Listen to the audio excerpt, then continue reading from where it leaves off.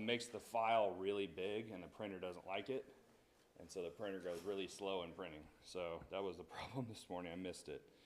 So I tried to delete those out, but didn't get it caught quick enough. But anyways, we are looking at Acts chapter 11, is where we finished up on Wednesday. Acts chapter 11. And we were talking about Peter and his presentation to his defense to the Christians in that area about in Jerusalem, about what had happened, recounting things that had happened. And so that brought us down to, we finished up verse 18 and we started 19 a little bit and talking about Paul and Barnabas. And so we talked about how Paul, or Saul at this time, he was in Tarsus, and so he had fled Jerusalem. He went up and through Antioch in that area and ended up in Tarsus back where he grew up. And that was because of the persecution that was really on him, but also the church because of him. Once the Jews learned that Paul had changed and converted over to Christianity, and from being an ally and a friend, they went to enemies. And on their side, Paul loved them still, wanted them to change, but they hated him. And so caused a lot of problems because of that. And so we see that Paul and Barnabas now was sent up to this area of Antioch, and that's verse 19 through verse 21. And somebody want to read a verse from verse 19 through 26, please. Now those who were scattered after the persecution that arose over Stephen, traveling as far as Phoenicia, Cyprus, and Antioch, preaching the word to no one but the Jews only. But some of them were men from Cyprus and Cyrene, who, when they had come to Antioch, spoke to the Hellenists, preaching the Lord Jesus. And the hand of the Lord was with them, and a great number believed and turned to the Lord. The news of these things came to the ears of the church in Jerusalem, and they sent out Barnabas to go as far as Antioch. When he came and had seen the grace of God, he was glad and encouraged them all, that with purpose of heart they should continue with the Lord. For he was a good man, full of the Holy Spirit and of faith, and a great many people were added to the Lord. Then Barnabas departed for Tarsus to seek Saul. And when he had found him, he brought him to Antioch. So it was that for a whole year they assembled with the church and taught a great many people, and the disciples were first called Christians in Antioch. All right, so Barnabas was sent to Antioch. He encouraged them. We talked about that. Talked about the Hellenists. And then we talked about him going up to seek Paul in verse 25. And so when he had found him, he brought him to Antioch. And so they spent a whole year assembled with the church there. And then this is where we find the example of the church being called Christians in Antioch. And I can't remember who it was last week. Somebody asked. I don't know if it was Kathy or not. But who was it, their name that they used, or was it a name that was given to them? And that was a good question, because I really don't know the 100% the answer on that, if they themselves were calling themselves Christians or it was a name that was used. But somebody read Acts 26 and verse 28. There's two other times that this word Christian is used in Scripture. Acts 26 and verse 28.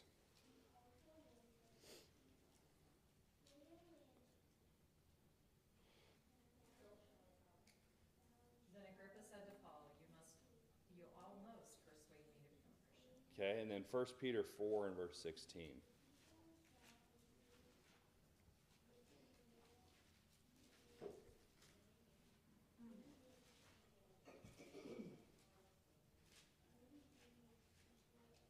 Yet if anyone suffers as a Christian, let him not be ashamed, but let him glorify God in this matter. Okay, so you see the use of it here. They were called Christians, so it kind of implies the idea of other people were calling them that. But when you get to Acts 20 and 26 and verse 28, here he's saying, you've almost convinced me to become a Christian. So it's more of a not what they are being called, but it's actually a title that they were carrying, and people knew that. And then, 1 Peter 4 and verse 16, Peter is saying, if you suffer as a Christian, so it is definitely a designation of a name, or a name that they were using. And why is this name? Why did they choose that? First thing I can think of is that they're followers of Christ. It makes sense. Christians, because we're followers of Christ. Now, some commentators will say that this was a term that was used because of ridicule.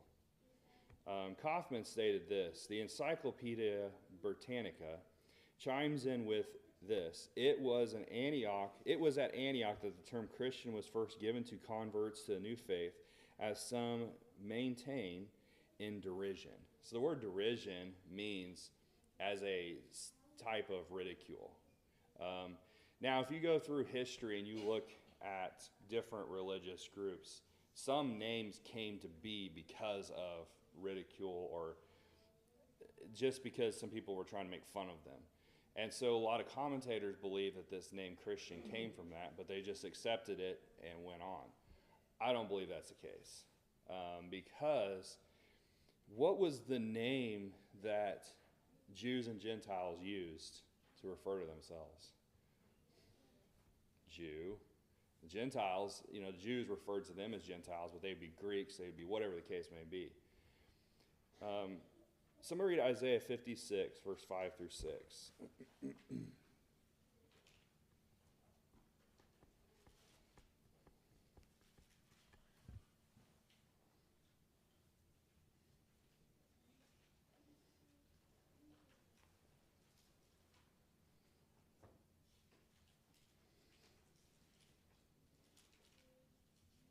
Isaiah 56, 5 through 6.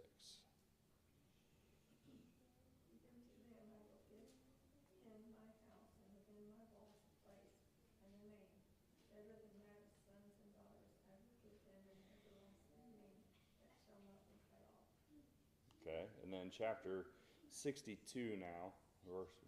Oh, sorry. Go ahead. Do you have another verse? Also the sons of the foreigner who shall join themselves to the Lord, to serve him, and to love the name of the Lord, to be his servants, and everyone who keeps from defiling the Sabbath and holds fast my covenant. Okay, so that was important because you have the reference to the Jews in verse 5 and then verse 6, the foreigner. That is a reference to the Gentiles. And so it's talked about, this is a prophecy of a new name that they would have. And it would be an eternal name. Somebody read chapter 62 now, verse 1 and 2.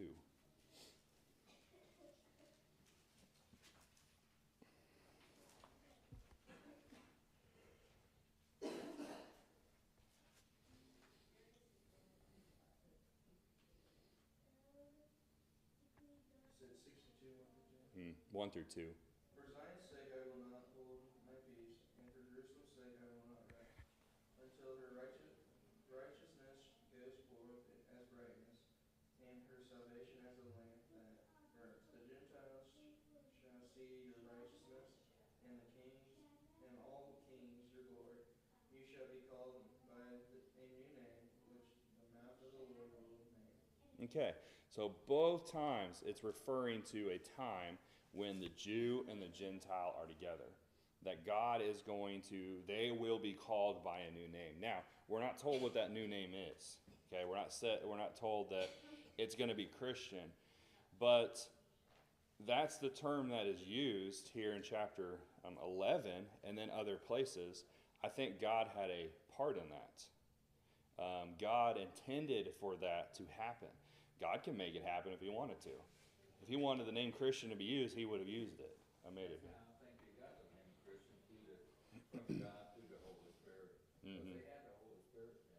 Yeah. So I feel like he gave it to them. I agree. It was my belief. That's my thought too. And here's another reason why. And this is something I learned yesterday, or the other day, yesterday. I was studying this some more.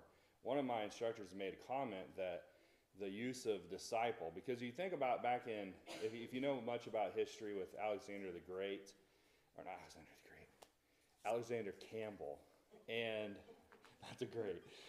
It's all different people, different age. Alexander and Barton Stone. So Alexander Campbell, he was one of the founding fathers here in America for the Restoration movement. Then you have Barton Stone, which was another one. Well, they went back and forth trying to determine what name they're going to use. Okay, and so they said, well, we should be called disciples. Okay, or we should call ourselves Christian. And so they went back and forth on that. Barton Stone stayed with the name Christian. Alexander went with disciple after a period of time, and then that's why you get the disciples of Christ, the denomination Disciples of Christ, because they went away from the truth in that way. But notice this, Matthew, the book of Matthew, the word disciple is used 72 times. In the book of Mark, the name disciple is used 46 times. The book of Luke, 34 times. The book of John, 66 times. And this is according to the New King James. If you look it up in the New King James. King James is probably a little different. The book of Acts, 27 times. After the book of Acts, not one use of the word disciple is used again. The only name that is used is Christian. And I think that God had a purpose in that. Because you get to Paul's writings and Peter's writings and John later on. Even John himself did not use the word disciple anymore. He used the word Christian. And I think the Holy Spirit had a part in that. Because God intended for them to be called under a new name. Because the word disciple was used during the time of Christ, which was still under the old law. John used that term. And that term was used in the book of Acts, but you don't see it anymore. And I think the Holy Spirit had a part. I think that's just interesting. And so I think the name Christian is a name that we should use. Now, unfortunately, that name has been taken to refer to anything, any doctrine that has any following of Christ at all. And people use that term very loosely today. But in the biblical times, when you heard the word Christian, they knew who they were talking about, because they were followers of Christ, followers of the doctrine of the truth. And so it's just interesting, just kind of a side note there with the fact that you don't see the word disciple anymore after that. And so, any questions on that? Comments? All right. And so now that brings us to verse 27. So I'm going to read verse 27 through 30 of Acts chapter 11.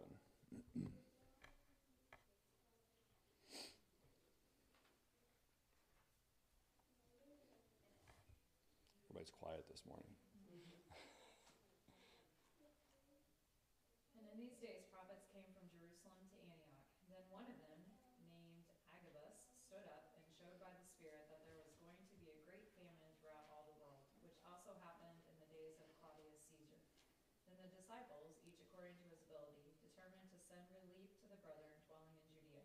This they also did, and sent it to the elders by the hands of Barnabas and Saul. All right, so now we'll learn about a man named Agabus. Now, there was many prophets who left from Jerusalem and went to Antioch. Antioch was an interesting area. There's a lot happening in Antioch now. We have the church, the first congregation of the Lord's church with that we're told about, that has a mix of Jew and Gentile. A lot is going on here, and as we see later, Antioch has a big part in the church spreading throughout the Grecian or the Roman Empire because of their efforts and their desire to spread the gospel, which makes sense. They're Greeks, they're Gentiles. They want other Gentiles to hear the truth. And so they put a lot of money and time and effort into that. And with these prophets that came up, the word prophet, it means one who foretells future events. So when you think of a prophet, he is foretelling of the future. Now, could people at this time still foretell the future of things that was going to happen in the future? Not what we think about with somebody goes to a fortune teller and they have these cards and they tell your future and all that stuff. That's not what's going on here. They're telling about things that's going to happen that it's going to affect the church. It's all related to the truth. It's all related to the growth of the church because it is a miraculous thing. Somebody read Romans 12 and verse 6.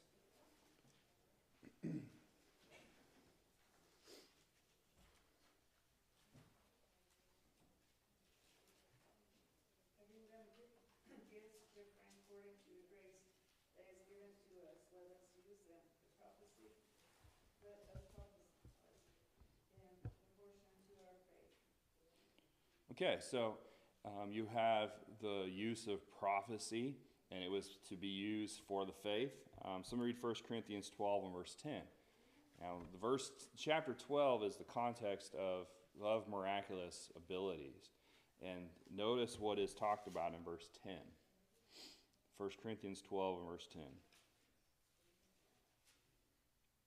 To another, the working of miracles, to another prophecy, to another discerning of spirits, to another different kinds of tongues, to another the interpretation of tongues. All right, so in the list of abilities that was given to people in the church by the Holy Spirit, that's the context of this verse, one of them was prophesying, foretelling the future. Was there still future things to happen at this point? Yes. The destruction of Jerusalem's coming. You have, a lot of things that's going to be happening. And so all of this, anything miraculous was used to help build the church, to help grow the church. Chapter 13 and verse 2, one more verse. 1 Corinthians 13 and verse 2. And though I have the gift of prophecy and understanding all mysteries and all knowledge, and though I have all faith, so that I could remove mountains, but have not love, I am nothing. Yeah, so Paul had, as an apostle, had every ability. He could foretell the future. He could, heal. He could do anything. Apostles had that ability. And so Paul says here that he had the ability to prophesy, to tell future. And so this prophet, Agabus, is foretelling of a famine that is coming. Now, one other time we learn about Agabus. This is not the only time we hear about him. He is also found, somebody read Acts chapter 11, verse 27 through 28. He just did? That's not the right verse. You're right. No, 21, 10 through 11. I'm ahead of myself, but I want to read that. 21, 10 through 11, sorry.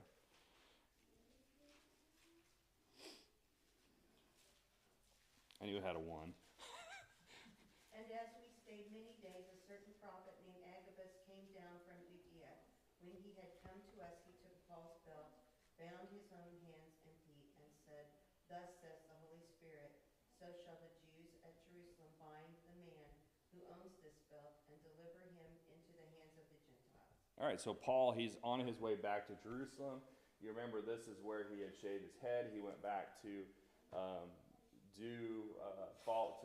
he wanted to be there for the feast that was in Jerusalem. On the way back, we hear about Agabus again. Agabus, who is able to predict the future, takes Paul's belt, binds his hands, and says, you're going to be bound when you get to Jerusalem by the Jews. Now, his companions did not want Paul to go. Paul said, I have a reason to go. He knew what was going on. Jesus had told him. And so here we see Agabus playing another part in telling the future. And so what we learn here is he talks about a famine. Now, I gave you, this is a section of Barnes's. Barnes is a good commentator to go to when you want to know about history. History of people, places, and things like that in biblical times. He has very good information. Now, he's not so great when it comes to doctrine. So be careful if you ever open up Albert Barnes' commentary. But I'm not going to read all this. I left this for you for information. But he speaks about different famines that was happening during this time. And this, remember, as it says here, when is this going to happen and whose reign? Claudius, right? Now, Claudius is an emperor. Claudius was a king of Rome for the Roman Empire. And so it's going to happen in his lifetime. And so the first thing here he says, I want to read this part. It says, the Roman emperor, he began to reign in 41 AD and reigned for 13 years. He was at last poisoned by one of his wives, Agrippina, who wished to raise her son Nero to the throne. Now, Nero was terrible, and his mother was terrible. And if you want to go read some history on that, I encourage you. I mean, you can. There's pretty bad, some of the stuff they did. But during his reign, no less than 4 different famines are mentioned by ancient writers, one of which was particularly severe in Judea, and was the one, doubtless, to which the sacred writer here refers. And so the first one happened in Rome, and it's talked about by Suetonius. Now, Suetonius was a writer who wrote about the events of things that happened during this period. And we can see from his writings it was there. There was a second famine in the area of Greece. Eusebius, another writer, spoke about that. Then you have the last part of his reign in 51 AD. There was another famine that Suetonius talks about that was pretty severe. But the fourth famine here occurred particularly in Judea. This is described by Josephus. Now we know Josephus. Josephus lived during this time and wrote about the things that he saw. And here's what he said. A famine, he says, did oppress them at this time, in the time of Claudius. And many people died for the lack of what was necessary to procure food withal. Queen Helena sent some of her servants to Alexandria with money to buy a great quantity of grain, and others of them to Cyprus to bring a cargo of dried figs. This famine is described as having continued under the 2 proctors of Judea, Tiberius Alexander and Cassius Fadus. Fadus was sent into Judea on the death of Agrippa about the 4th year of the reign of Claudius, and the famine therefore continued probably during the 5th, 6th, and 7th years of the reign of Claudius. And so some interesting things about that. He talks about how they sent to Alexandria. Alexandria is down here in Egypt for food. Now, that means that they were not dealing with a famine. It was just in Judea. And that fits with what we read. If you go through the books, 1 Corinthians, some of Paul's writings, Paul talked about how the Christians, the Gentile Christians that lived in the areas of Asia, they were sending money back to Jerusalem to help the Christians that were there. They were dealing with the famine. Next important thing to notice, he says here that this happened about the 4th year of the reign of Claudius, and the famine continued probably through the 5th and 6th, 7 years of the reign of Claudius at the time of Agrippa dying. Next chapter, we're going to learn about Herod Agrippa and dying upon his throne. So it happens in this time frame of what we see in chapter 11 and chapter 12, this famine. So when we enter into chapter 12, the famine is happening in Judea. So it's kind of interesting to think about here. And so we see he is, and the reason I want to go to this is because, people will say, well, he was just, he was wrong. He was just saying that. Well, not only did the Bible record this famine, so did ancient writers during this time speak about a famine. What he said was true. And because of what he said, the church grew. You think about the growth of the people in supporting of those there in Jerusalem from other areas, sending money to help them, and then for those in Jerusalem to be receiving money from Gentiles who cared about them and wanted to see them make it through that famine. There's a lot of unity. There's a lot of growth in the church because of that. And so what Agabus did here really helped the church to grow in that way. Something else before we move on in the chapter. Verse 28. Verse 28 shows us that the book of Acts was written after the days of Claudius.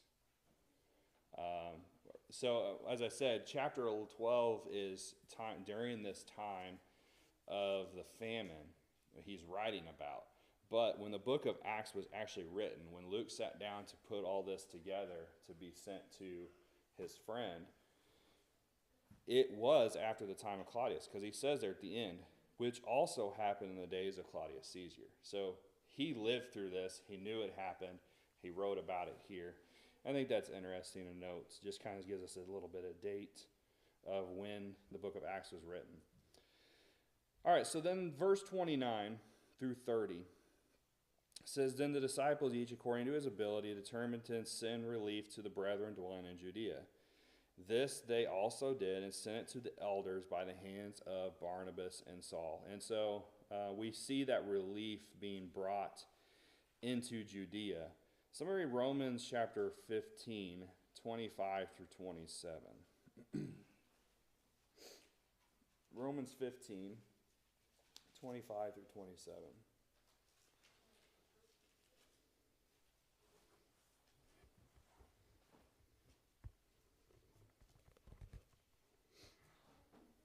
But now I am going to Jerusalem to minister to the saints, for it pleased those from Macedonia and Achaia to make a certain contribution for the poor among the saints who were in Jerusalem.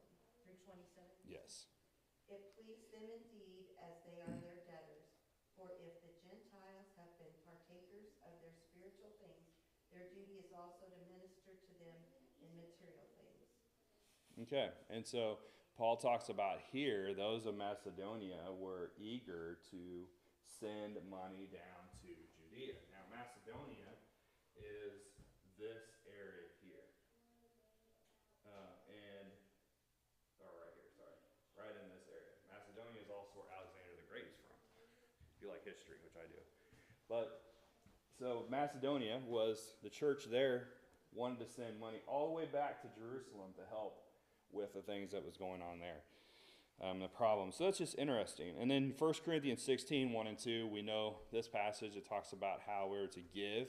This is where we learn about giving. Well, the purpose, the reason they were giving was to help the church. And so Paul said that the collection was going to be taken to Jerusalem. And so this collection was gathered and was brought down to Judea to the elders there in Jerusalem. This is the first time we have a reference to elders in the Bible, in the sense of in a position leading in the congregation.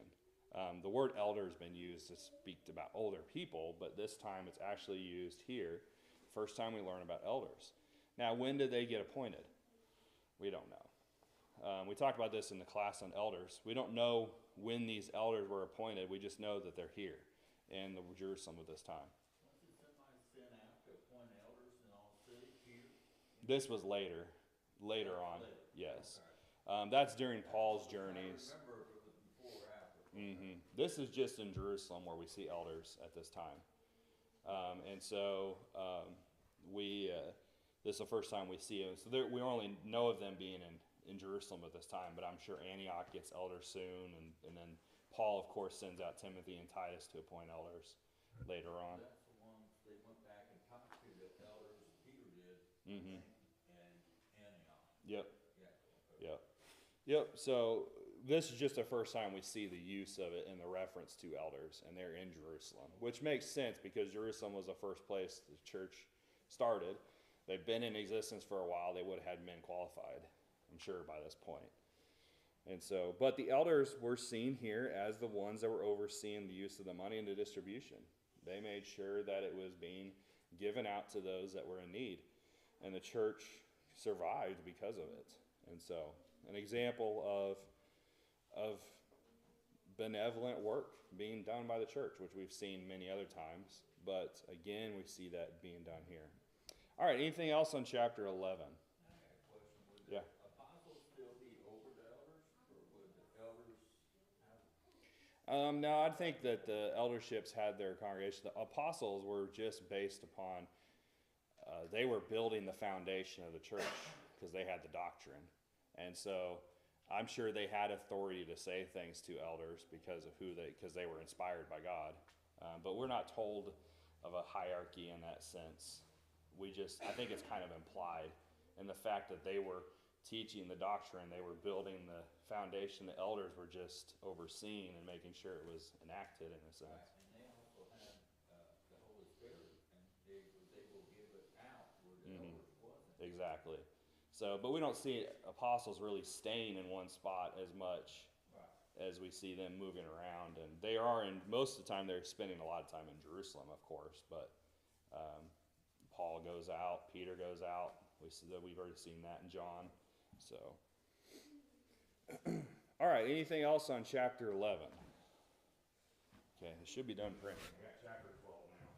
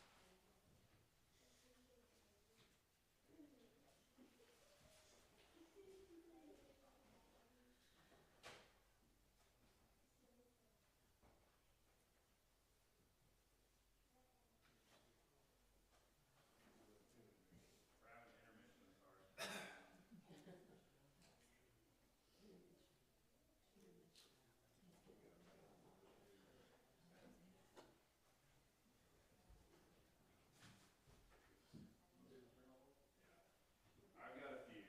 Start with that, and then Aaron will grab the rest. Here, you get one of those. Just make copies. There is print right now. Oh, it is? Okay.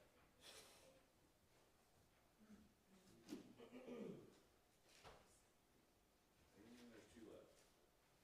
Aaron will grab some more. So chapter 12 now. All kinds of problems this morning. Maybe because the printer wants more sleep, like I do. All right, chapter 12. And so, like I said, we are seeing this chapter. I really believe it's happening around this time that the famine is starting, because it talked about how Agrippa is going to die. That's the end of chapter 12, and this famine would start. And so I really believe it's in this time frame. Luke's writing about these events that have happened here. And chapter 12, one of my instructors, Brother Mosier, he said you could really title this chapter Government Oppression, because it starts out with Herod striving to stop the truth from spreading because he's trying to appeal to the Jews. And we see Peter in prison. He's trying to kill him. And then at the end of the chapter, we see Herod die. But he's really oppressing the church now. And this is really the first time we've seen this oppression since Paul left Jerusalem. Because Paul left Jerusalem, the church started to grow, they had peace. And what brought about Herod wanting to do this, I don't know. It doesn't really tell us. It could be just the fact that the Jews were upset, and so Agrippa, of course, as a appointed officer of Rome, he is to keep control of his people in his area. The Jews are prominent here. He wants to appease to them and keep his position. And so, let's read, somebody want to read verse 1 through 4, Acts chapter 12.